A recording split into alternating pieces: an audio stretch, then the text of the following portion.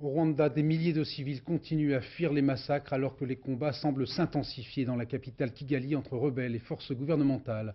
Le ministre de la Coopération, Michel Roussin, a confirmé aujourd'hui devant l'Assemblée nationale la mort de 2 gendarmes français et de l'épouse de l'un d'entre eux, alors que François Léotard informait les sénateurs du départ en fin d'après-midi de la dernière compagnie française.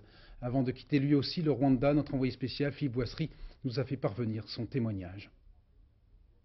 Les militaires français quittent Kigali au moment où le Front patriotique rwandais y fait son entrée. L'opération Amaryllis d'évacuation des étrangers se termine. Avec 120 de ses hommes, le colonel Poncet qui l'a dirigé est parti à la tombée de la nuit, alors que tout autour de l'aéroport, le canon tonne. Seuls 50 militaires français restent sur place. Leur mission, épauler les soldats belges et italiens, récupérer leurs ressortissants encore bloqués aux 4 coins du pays. Les 2 parties en guerre ont promis de laisser se faire ces opérations, seule condition que tout le monde soit parti dans les 48 heures.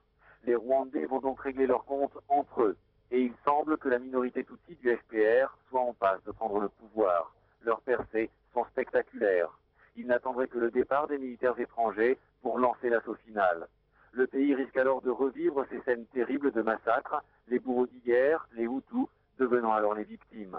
Comment dans ces conditions envisager un quelconque avenir pour ce pays? Un pays où déjà 500 000 personnes sont menacées de faim, où 30% au moins de la population a le sida. Un pays où des milliers de gens commencent déjà à se réfugier dans les pays voisins.